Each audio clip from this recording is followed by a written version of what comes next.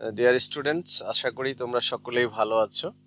আমি এই সেকশনে ক্লাসটি হচ্ছে বাংলা ভার্সনে নেয়ার চেষ্টা করব এবং নেক্সটে তোমাদের সাথে আমি যখন লাইভ ক্লাস করব তখন আমি ক্লাসটা হচ্ছে ইংলিশ ভার্সনে নেব। তো আশা করি আমরা যেহেতু বাংলা ভার্সনে ক্লাসটা নিচ্ছি ওভারঅল সবার কথা চিন্তা করে, কারণ আমাদের এই ক্লাসটা রেকর্ড থাকতেছে, ঠিক আছে? তো এই ক্ষেত্রে তোমরা আমাকে মনোযোগ থেকে সহযোগিতা করবে আশা করি, ঠিক আছে? প্রিয় শিক্ষার্থীবৃন্দ, আমরা এই ক্লাসের এই অংশে ইম্পর্ট্যান্ট কিছু টেন্স মার্কার নিয়ে কথা বলবো। তো এইটা কথা বলার জন্য প্রথমে আমাদেরকে জানতে হবে যে টেন্স মার্কার আসলে কি। এটা একটা নতুন টপিক।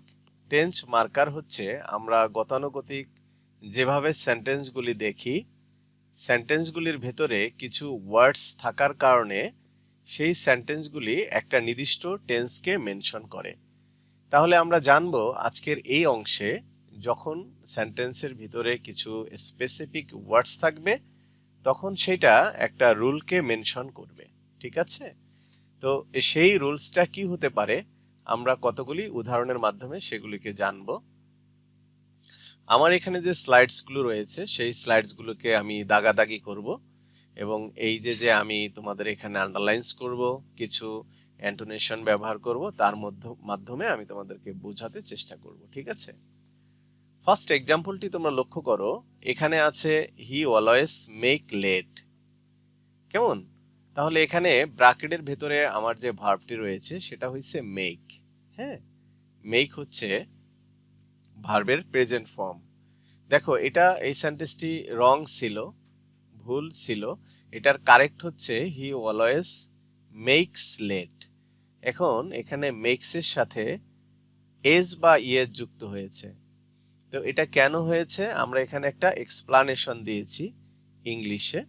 এক্সপ্লানেশনটা বলেছি হচ্ছে যে always is a frequency adverb for habitual action we use present indefinite tense. অর্থাৎ যখন আমাদের সেন্টেন্সের ভেতরে কিছু হ্যাবিচুয়াল অভ্যাসগত অ্যাকশন থাকবে অ্যাডভার্ব হিসাবে, তখন আমরা সেই টেন্সটাকে প্রেজেন্ট ইনডিফিনিট টেন্সে গঠন করব।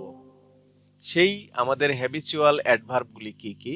যেমন দেখো, এখানে আমাদের অলওয়েজ একটি অ্যাডভার্ব রয়েছে। এই অলওয়েজ অ্যাডভার্বটা যখন সেন্টেন্সের ভেতরে থাকবে তখন অবশ্যই সেটা প্রেজেন্ট ইনডিফিনিট টেন্সে হবে। তো আশা করি তোমরা বুঝতে পেরেছো। এরকম আরো কিছু ওয়ার্ডস আছে যেগুলি থাকলে আমাদের স্ট্রাকচারটা প্রেজেন্ট ইনডিফিনিট টেন্সে হবে। বন্ধুরা লক্ষ্য করো, আমি এখানে একটা স্ট্রাকচার দিয়েছি। এই যে এটা বেস ফর্মের সাথে subject third person singular number যখন হবে তখন বেস ফর্মের সাথে এস বা ইএস যুক্ত হবে। এটা তোমরা আগেই জেনেছো। তাহলে এখানে আমরা নতুন কি জানলাম, তাই না? নতুন জানলাম হচ্ছে, সবসময় তোমরা খেয়াল রাখবে যখন একটি সেন্টেন্সের ভিতরে অলওয়েজ থাকবে, অফেন থাকবে, ইউজুয়ালি থাকবে, সামটাইমস থাকবে, রেয়ারলি থাকবে, সেলডম থাকবে, নেভার থাকবে, এভরিডে থাকবে, ডেইলি থাকবে, উইকলি থাকবে, every Friday, once a week, generally, এই যে শব্দগুলিকে আমি তোমাদের এখানে আন্ডারলাইন করলাম, এরকম যখন ওয়ার্ডসগুলি থাকবে তখন সেটাকে আমরা অবশ্যই প্রেজেন্ট ইনডিফিনিট টেন্সে গঠন করব, অন্য কোনো টেন্সে আমরা গঠন করতে পারবো না, ঠিক আছে? এই হলো আমাদের ফার্স্ট রুলটা। তাহলে চলো আমরা সেকেন্ড রুলটাতে এখন সুইচ করছি। সেকেন্ড রুলটা লক্ষ্য করো বন্ধুরা, এখানে দেখো হি স্লিপ নাও। তাহলে এই বাক্যটা আমাদের ভুল ছিল আর আমাদের কারেক্ট বাক্য হয়েছে হি ইজ স্লিপিং নাও। তাহলে অটোমেটিক্যালি তোমরা বুঝতে পেরেছো যে এই বাক্যটাকে আমরা প্রেজেন্ট কন্টিনিউয়াস টেন্সে গঠন করেছি, ঠিক আছে? কোন টেন্সে গঠন করেছি? প্রেজেন্ট কন্টিনিউয়াস টেন্সে। এখন তোমাদের প্রশ্ন হলো, স্যার কেন আমরা এটা করলাম, কেন প্রেজেন্ট কন্টিনিউয়াসে কেন গঠন করলাম? আমরা তো এটাকে প্রেজেন্ট ইনডিফিনিটেই রাখতে পারতাম, তাই না? তো এটার ব্যাখ্যা হচ্ছে, তোমরা একটু লক্ষ্য করবে যে এখানে কিছু ওয়ার্ডস আছে, যেমন এটার ভেতরে নাও আছে, নাও। তো যখন নাও ওয়ার্ডসটা থাকবে তখন এটা প্রেজেন্ট কন্টিনিউয়াসে গঠন করতে হবে। আর তোমরা তো জানোই যে প্রেজেন্ট কন্টিনিউয়াসের গঠন হচ্ছে সাবজেক্টের পরে অ্যাম ইজ আর ভার্বের বেস ফর্মের সাথে আইএনজি, ঠিক আছে?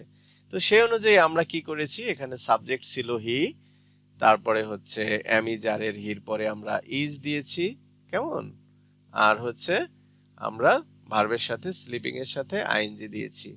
তো আমরা কেন, যখন আমরা সেন্টেন্সের ভেতরে নাও ব্যবহার করব তখন আমরা এটাকে প্রেজেন্ট কন্টিনিউয়াস টেন্সে গঠন করব। আশা করছি বন্ধুরা তোমরা বুঝতে পেরেছো। এখন আমাদের অপশন এসছে, তাহলে আমরা কি শুধু নাও থাকলেই প্রেজেন্ট কন্টিনিউয়াসে গঠন করব নাকি অন্য কোনো ওয়ার্ডস থাকলেও করব? সেজন্য তোমাদেরকে দেখো, এই যে আমি এখানে একটা তালিকা দিয়েছি, সেই তালিকাগুলোর মধ্যে রয়েছে now, right now, at the moment, at present, this minute, currently, these days। এইগুলি যখন আমাদের কোনো সেন্টেন্সের ভিতরে থাকবে তখন সেই সেন্টেন্সটাকে আমরা অবশ্যই অবশ্যই প্রেজেন্ট কন্টিনিউয়াসে করব, ঠিক আছে? প্রেজেন্ট কন্টিনিউয়াস টেন্সের স্ট্রাকচারও এখানে দেয়া আছে, আর তোমরা তো অলরেডি তোমাদের শিখেছো, ঠিক আছে? এই ছিল আমাদের রুল, এইটা 2। চলো আমরা এখন নেক্সট 3 নাম্বার মার্কারে চলে যাই। 3 নাম্বারে লক্ষ্য করো, এখানে আছে হি understand it now. He understand, তো এই শব্দটাকে আমরা কি করেছি, এটা ভুল ছিল, আমরা এটা কারেক্ট হয়েছে, এটা হি আন্ডারস্ট্যান্ডস ইট নাও। তো এখন তোমরা আমাকে প্রশ্ন করবে, স্যার একটু আগে তো আপনি বলেছেন যে সেন্টেন্সের ভিতরে যখন নাও থাকবে তখন সেটা প্রেজেন্ট কন্টিনিউয়াস হবে।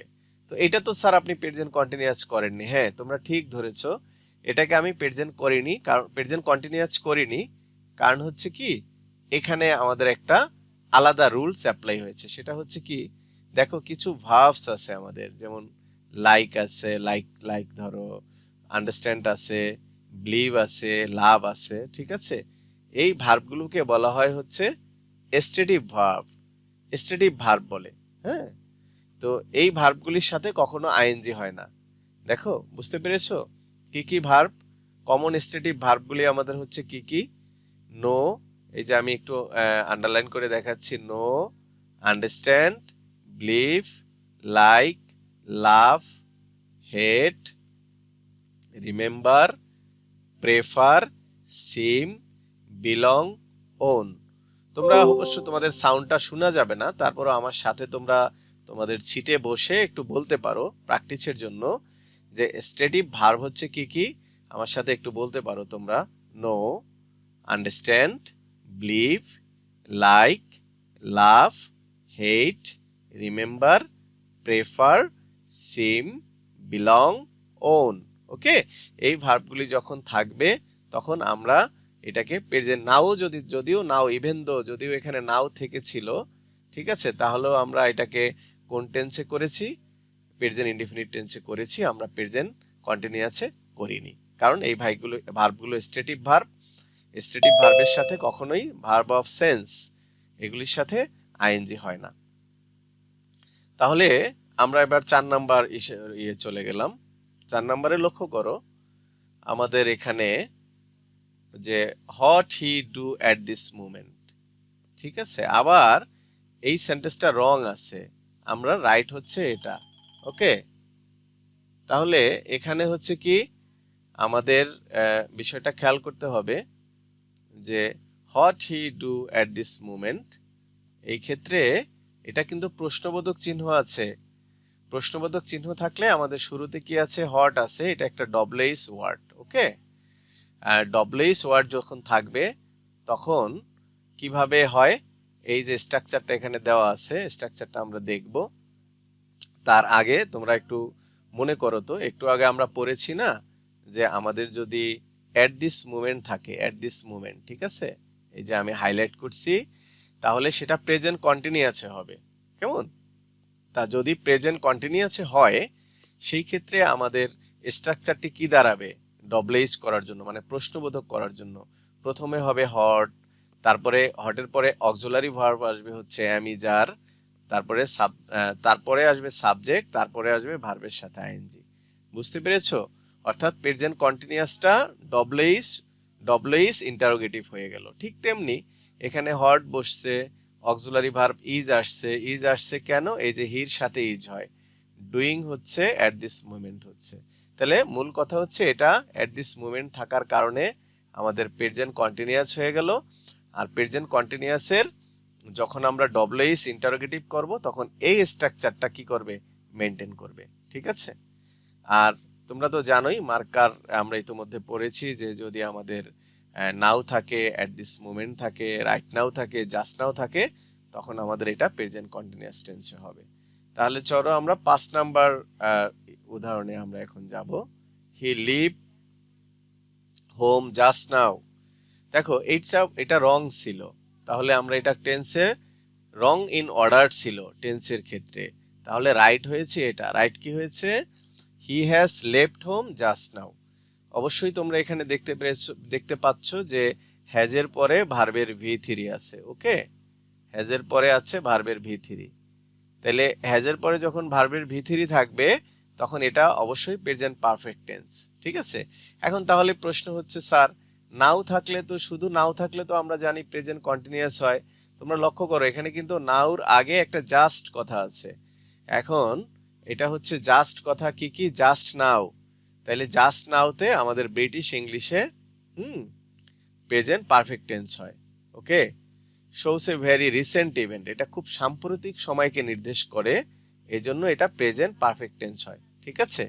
তাহলে এখানে আমাদের কি কি থাকলে প্রেজেন্ট পারফেক্ট টেন্স হয়, তোমরা তোমাদের যেখানে বসে আছো সেখান থেকে নিজে নিজে বলো, আমার সাথে বলো। Just, already, yet, recently, lately, sofa, till, till now, up to now। হ্যাঁ, এগুলি যখন একটা সেন্টেন্সের মধ্যে থাকবে, এই ওয়ার্ডগুলি থাকবে, তখন তুমি কি করবে, অবশ্যই এই সেন্টেন্সটাকে প্রেজেন্ট পারফেক্ট টেন্সে রূপান্তর করবে। ঠিক লক্ষ্য করো, যেমন হচ্ছে আমার এখানে জাস্ট নাও আছে, দেখছো জাস্ট নাও আছে।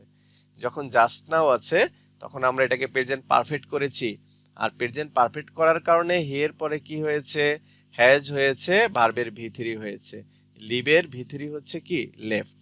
ঠিক আছে। তো আমরা এই উদাহরণটা সুন্দরভাবে বুঝেছি। এবার চলো আমরা 6 নাম্বার মার্কারে চলে আসছি। দেখো এখানে আমাদের আছে হি ever be Cox's Bazar, you ever be to Cox's Bazar. ঠিক আছে। এখন আবার এখানে লক্ষ্য করো, এই যে কক্সেস বাজারের শেষে একটা প্রশ্নবোধক চিহ্ন দেওয়া আছে। হ্যাঁ, একটা প্রশ্নবোধক চিহ্ন দেওয়া আছে, তাহলে নিশ্চয়ই এটা হচ্ছে কি, ইন্টারোগেটিভ সেন্টেন্স। তাহলে ইন্টারোগেটিভ সেন্টেন্সে তো সাবজেক্টের আগে কি চলে আসবে, আমাদের সাবজেক্টের আগে চলে আসবে সাহায্যকারী ভার্ব। তাহলে সাহায্যকারী ভার্ব আমরা এখানে কি দিয়েছি, হ্যাভ দিয়েছি। Have you ever been to Cox's Bazar, এখানে প্রশ্নবোধক চিহ্ন দিয়েছি। এখন এক্সপ্লানেশন কি, দেখো এক্সপ্লানেশন হচ্ছে যখন এভার থাকবে এটাও প্রেজেন্ট পারফেক্ট টেন্স হবে। এটা ইন কোশ্চেনসে, ইন কোশ্চেনের ক্ষেত্রে মিনস অ্যাট এনি টাইম, এটাকে একটা সার্টেন টাইম, হ্যাঁ, ইনস্ট্যান্ট টাইমকে নির্দেশ করে, সেজন্য এটা হবে কি, প্রেজেন্ট পারফেক্ট। তো প্রেজেন্ট পারফেক্ট যখন হবে তখন তার গঠন কি হবে, subject plus have plus V3 plus object. আর এটাকে যখন তুমি কি করবে, স্ট্রাকচারে যখন তুমি ইন্টারোগেটিভ করবে তখন হ্যাভ এর পরে সাবজেক্ট যাবে, যেমন হ্যাভ, তারপরে আমাদের সাবজেক্ট আছে কি, ইউ, এবং এখানে আছে হচ্ছে ever, ever been to Cox's বাজার। এভার কিন্তু এখানে ছিল, তাহলে এভার আমাদের এখানে থেকে গেছে। বিন হইছে বি এর পাস্ট পার্টিসিপাল ফর্ম। ঠিক আছে, বি এর পাস্ট পার্টিসিপাল ফর্ম হচ্ছে বিন, এটা ভার্বের V3 হিসাবে বসছে। তাহলে মূল কথা হচ্ছে যখন এভার থাকলো, এক্সপ্লেইন হচ্ছে, তখন এটাকে আমরা প্রেজেন্ট পারফেক্টে করব। আর মার্কার্স কি কি আছে দেখো, এরকম আরো আছে হচ্ছে এভার, নেভার, অলরেডি, ইয়েট, সোফার, ইন লাইফ। ঠিক আছে, এগুলি থাকলেও আমরা হচ্ছে ওটাকে প্রেজেন্ট পারফেক্টে করব। ঠিক আছে। তাহলে চলো আমরা 7 নাম্বারে চলে যাই।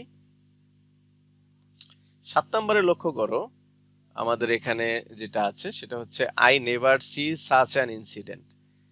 ওই যে ঠিক আছে, নেভার আছে, তাহলে নেভারও কিন্তু প্রেজেন্ট পারফেক্টকে নির্দেশ করবে। তাহলে কি হলো, প্রেজেন্ট পারফেক্টকে নির্দেশ করার কারণে আই হ্যাভ নেভার, এই যে সি এর সিন হয়েছে।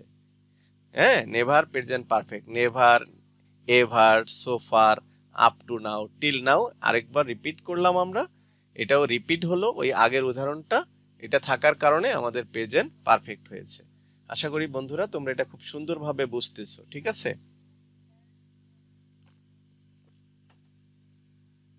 এরপরে দেখো আমরা 8 নম্বরে চলে গেছি। 8 নাম্বার মার্কার, এখানে আমাদের এটা রং আছে, এটা হচ্ছে রাইট।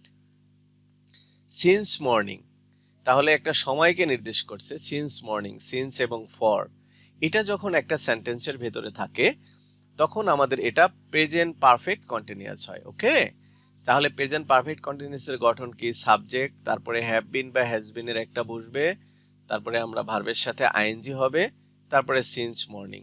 যেহেতু এটা হ্যাভ বিন হ্যাজ বিন ভার্বের সাথে আইএনজি ছিল না, সেজন্য আমরা এটাকে হ্যাজ বিন দিয়ে ভার্বের সাথে আইএনজি করে কারেক্ট করেছি। ওকে, এক্সপ্লানেশন হচ্ছে সিন্স বা ফর থাকলে প্রেজেন্ট পারফেক্ট কন্টিনিউয়াস টেন্স হয়। এটা একটা ডিউরেশন বোঝায়, এটা হচ্ছে পিরিয়ড অফ টাইম এবং পয়েন্ট অফ টাইমকে নির্দেশ করে। অলরেডি তোমরা প্রেজেন্ট পারফেক্ট কন্টিনিউয়াস টেন্স শেষ করেছো, সেখানে এই বিষয়টা তোমাদের জানা আছে। এবার দেখো 9 নম্বরে আছে ওই সেম উদাহরণ, আই স্টাডি ফর 2 আওয়ার্স। তাহলে এটাও তো ফর আছে, তাই না? তাহলে এটাও প্রেজেন্ট পারফেক্ট টেন্স হবে। এই যে প্রেজেন্ট পারফেক্ট টেন্স হলে প্রেজেন্ট পারফেক্ট কন্টিনিউয়াস হবে, সরি, প্রেজেন্ট পারফেক্ট কন্টিনিউয়াস হলে I have been studying for 2 hours. ঠিক আছে, এবার আমরা 10 নাম্বার উদাহরণটায় চলে গেলাম, খুবই ইম্পর্টেন্ট এটা, লক্ষ্য করো। হি কাম হোম ইয়েস্টারডে, এটা আমাদের ভুল ছিল, তাহলে এটা টেন্সে ভুল ছিল, কামটা প্রেজেন্ট ফর্মে আছে, কিন্তু এখানে হয়েছে কি ভার্বের টু, মানে পাস্ট ইনডিফিনিট হয়েছে। কেন হয়েছে লক্ষ্য করো, এখানে আমাদের যে অ্যাডভার্বটি রয়েছে ইয়েস্টারডে, এটা অতীতকে নির্দেশ করছে। ঠিক আছে, যখন এটা অতীতকে নির্দেশ করবে তখন এটা হচ্ছে পাস্ট ইনডিফিনিট হবে। হ্যাঁ, আর পাস্ট ইনডিফিনিটের গঠন তো তোমরা জানোই, সাবজেক্টের পরে ভার্বের পাস্ট ফর্ম হয়। ঠিক আছে, তো আমাদের আর কি কি থাকলে পাস্ট ইনডিফিনিট টেন্স হয়, খুবই ইম্পর্টেন্ট একটা রুল, এটা এক্সামে থাকে আমাদের, সেটাকে আমরা একটু মেনশন করি।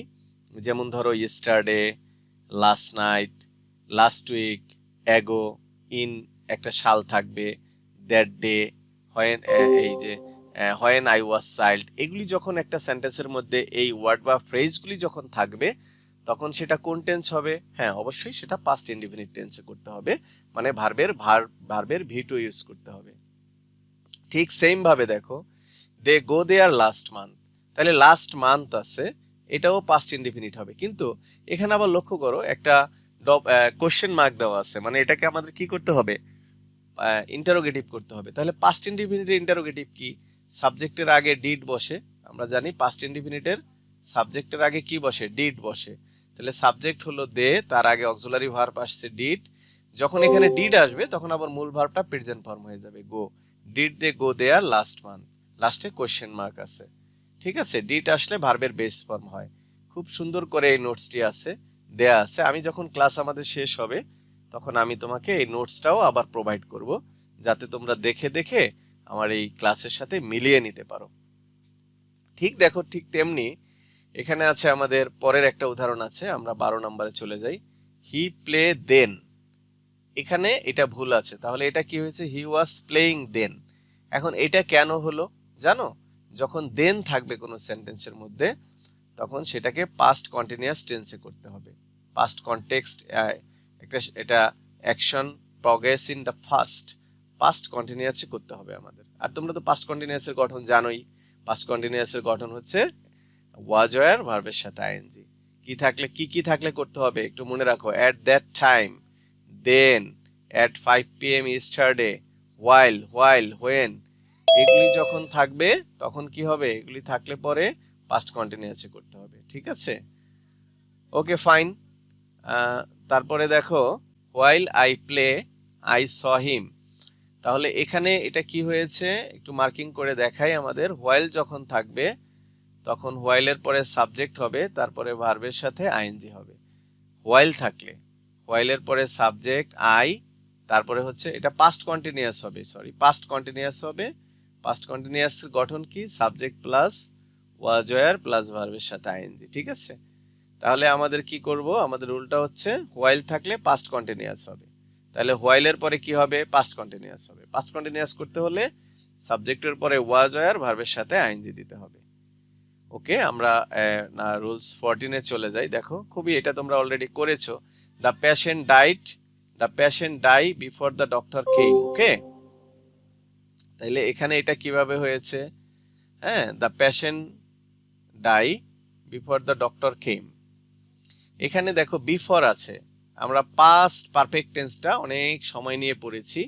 বিফোর থাকার কারণে তোমরা জানো যখন বিফোর থাকবে তখন বিফোরের আগে আগে যে টেন্সটা থাকবে সেটা কোন টেন্স হবে? পাস্ট পারফেক্ট হবে, আর পরেরটা হবে পাস্ট ইনডিফিনিট। তাহলে বিফোরের পূর্বে আছে কি? দ্য পেশেন্ট ডাইড, তাহলে পেশেন্ট হ্যাড ডাইড হয়েছে। পাস্ট পারফেক্টের গঠন তো সাবজেক্টের পরে কি বসে? সাবজেক্ট, এটা হলো সাবজেক্ট, সাবজেক্টের পরে বসে হ্যাড প্লাস বসে হচ্ছে ভার্বের ভি3। আন্ডারস্ট্যান্ড? এই হলো আমাদের 14 নাম্বার মার্কার। এক্সপ্লানেশন এখানে দেওয়া আছে, আমি অলরেডি এক্সপ্লানেশন করেছি। এবার দেখো পরবর্তী উদাহরণটা দেখো 15 নাম্বার। এখানে কি আছে 15 নাম্বারে? He did not after his father come home. তাহলে এখানে মাঝখানে আফটার আছে। হ্যাঁ, আফটার যখন থাকবে তখন কি হবে? আফটারের পরে পাস্ট পারফেক্ট, মানে আফটারের পরে হ্যাড হয়।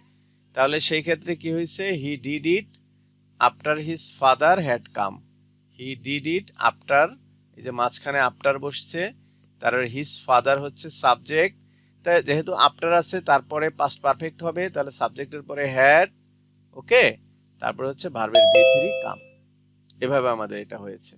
এক্সপ্লানেশন এখানে সুন্দর করে দেয়া আছে, আমি এক্সপ্লানেশন করেছি। এখন আমাদের পরবর্তী একটা খুবই ইম্পর্টেন্ট, দেখো হি গোস। আমরা এই উদাহরণটা 16 নাম্বার নিয়ে কাজ করতেছি। He goes to Dhaka next month. এখানে আমি লাল কালি দিয়ে দেখো একটা ওয়ার্ডকে মার্ক করছি, সেটা হচ্ছে আমাদের নেক্সট মান্থ, যে একটা সময়ের মধ্যে বোঝাচ্ছে। তাহলে সময়ের মধ্যে বোঝালে সেটা ফিউচার ইনডিফিনিটে হয়, আমরা জানি নেক্সট মান্থ ফিউচারে। তাহলে হি উইল গো, ফিউচার ইনডিফিনিটের গঠন হচ্ছে কি? সাবজেক্ট প্লাস হচ্ছে শ্যাল উইল প্লাস হচ্ছে ভার্বের ওয়ান। ওকে, তাহলে এখানে সাবজেক্টের হির পরে উইল বসছে, go to Dhaka next month. মোট কথা হচ্ছে নেক্সট মান্থ থাকার কারণে এটা ফিউচার। এরকম কি কি শব্দ? খুব ক্লোজ টুমোরো, মানে আগামী কালকে, ক্লোজ আগামী কালকেই আমি এটা করব। Next week, soon, in 2 days, এগুলি যখন একটা ওয়ার্ডের মধ্যে থাকবে এরকম ভাবে, তখন সেটাকে আমরা ফিউচার ইনডিফিনিটে করব। ঠিক আছে? আচ্ছা, 7 নম্বরে দেখো হি কাম বাই মানডে। এই যে বাই, হ্যাঁ, এটাও যখন একটা পয়েন্ট অফ অ্যাকশন বোঝাচ্ছে, আমরা সোমবারের মধ্যে এই কাজটা করব। ঠিক আছে? সোমবারের মধ্যে, তখন এটা ফিউচার ইনডিফিনিটে হবে। এই ফিউচার বাই দিয়া যখন হবে তখন এটা ফিউচার পারফেক্টে হবে। যেমন by Sunday, by Monday, by Saturday, এটা ফিউচার পারফেক্ট হবে। তাহলে ফিউচার পারফেক্টের গঠন কি আছে? Subject, shall have, will have, ভার্বের ভি3, তারপরে হচ্ছে অবজেক্ট। অবজেক্ট আমরা থাকলে দিব, না থাকলে না দিব। তাহলে হচ্ছে কি? By Monday. বুঝাতে পারলাম? তাহলে কি মার্কার হচ্ছে কি আমাদের? By tomorrow, by next week, by the time, এরকম যখন থাকবে তখন এটাকে আমরা ফিউচার পারফেক্ট করব। ওকে, এরপরে দেখো আমাদের পরবর্তী উদাহরণটা হচ্ছে পরবর্তী, যে we appear in cadet college admission test by next year. তাহলে এই যে বাই নেক্সট ইয়ার পরবর্তী সপ্তাহে আছে, সেটা আমাদের কোন টেন্স হবে? ফিউচার পারফেক্ট টেন্স হবে। We shall have appeared in the cadet college admission test by next year. হ্যাঁ, এই নোটগুলি এবং এক্সপ্লানেশনগুলি তোমাদেরকে আমি দিয়ে দেব, আমাদের কমেন্ট বক্সে দিয়ে দেব। বন্ধুরা, আশা করি তোমরা টেন্স মার্কারটা খুব সুন্দরভাবে বুঝতে পেরেছো। যেহেতু আমি ক্লাসের এই অংশটা রেকর্ড রেখেছি, এই জন্য তোমাদেরকে মিউট করে রেখেছিলাম। এখন আমি তোমাদেরকে আনমিউট করে দেব এবং হচ্ছে যে